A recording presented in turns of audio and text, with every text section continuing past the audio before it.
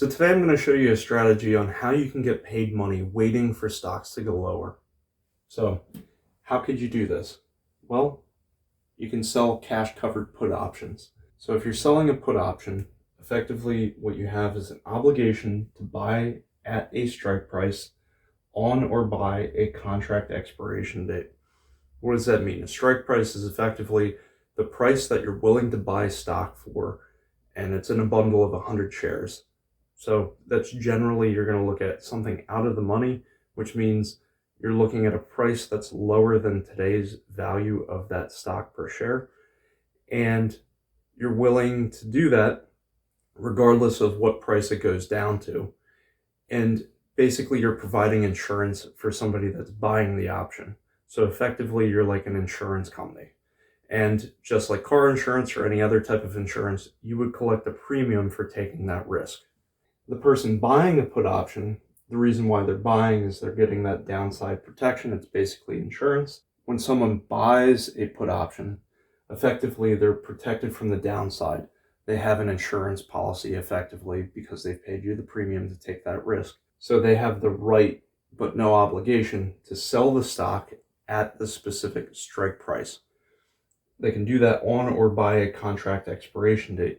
They can also sell the option itself and not actually trade the stock. So it's one of the simple derivatives of the stock market. So I'm going to show a couple of examples. I'm just going to take SPY, it's the S&P 500, and today's stock price is around $607 a share. If you talk about 100 shares, that's $60,000. But let's say we don't want to pay that much for the stock. So I might pick something that's $575, $550, something lower than today's price.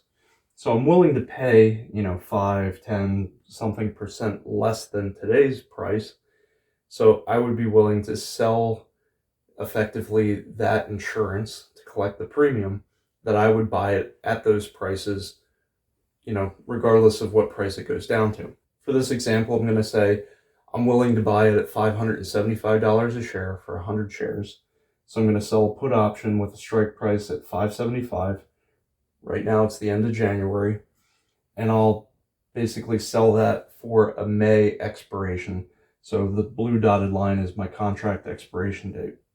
So here's two examples. The black line goes up and goes down, goes below that strike price, no execution, comes up. At the expiration date, it's OTM, out of the money.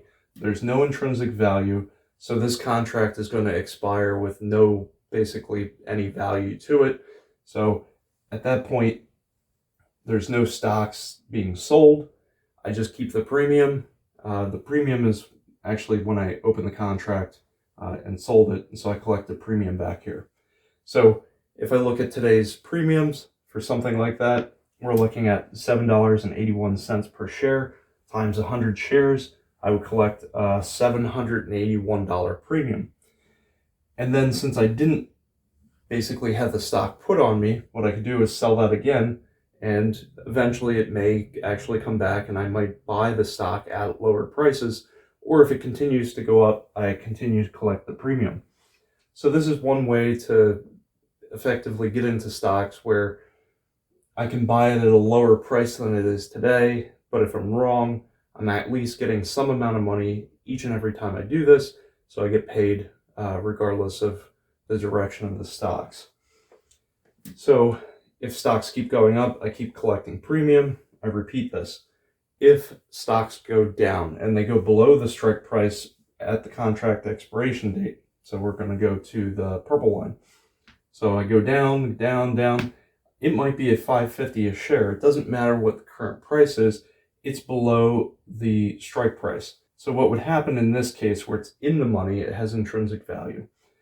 Effectively, I will still have to pay the strike price per share at $5.75 a share, but it's only worth $550 a share for 100 shares. So with this, effectively, I got a 4.1% annualized rate of premium, and I still bought the stock at 5.3% less than the stock price when I opened the contract. So I didn't buy it for $607, I bought it for $575, which I was hoping to buy it at a cheaper price anyway. Yes, it's not currently worth what I'm paying for it, but I'm okay with that if it's something that I believe long run will still go higher. So the stock sold at 575 times 100 shares, that's $57,500. Premium to the seller, that's me. I would get $7.81 a share, so I made $781, and now I have 100 shares of SPY stock. So in May, when it executes, the stock's only worth $55,000. So if you take into account in May, it's worth less than what I'm paying for it, but I still have premium. The basically non-realized loss is $1,719. Let's say that stock goes back up to strike price effectively in June, then it's $781. It's just worth whatever the premium is, but I still have the stock that I was going to buy anyway, the 100 shares of SPY, and I'm just going to buy and hold effectively at that point. And this is an okay strategy if you're like, you don't necessarily want to get into the market today, you think things are overheated.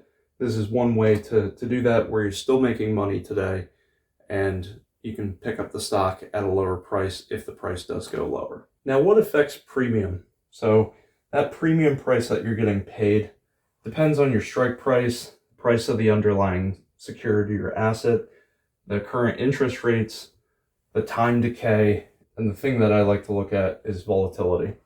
So time decay, if you have something that's months and months out, there's going to be a little bit of time decay each day, but as you get to the last month or the last week or the last couple of days, that time decay is going to very rapidly eat away at the value of that underlying option.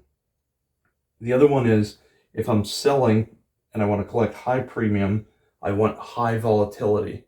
If the movement of the asset is saying going down and there's volatility, the more volatility, the higher the premium. So I'm going to look at that, and that's probably when I'm going to sell options. If I'm looking to buy a put option, I want the volatility to be very low because I don't want to pay a bunch of extra premium just because the volatility is high. Now, in the end, for most investors, I just buy and hold the S&P 500. It returns about 10 to 11% on average over the last 30 years. Past performance does not guarantee future performance. All investments carry risk and therefore can lose value. I dollar cost average every time I get paid.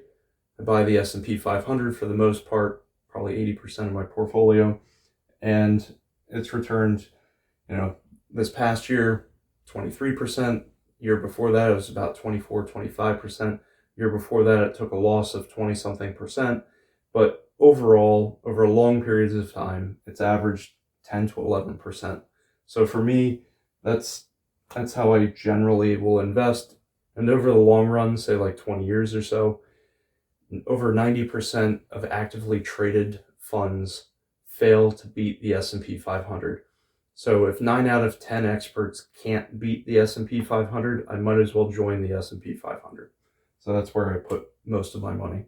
If you want to learn more about financial topics, such as how to invest, how to make more money, how to save, and basically taxes, please subscribe. This is a channel for you. Thank you, and good luck.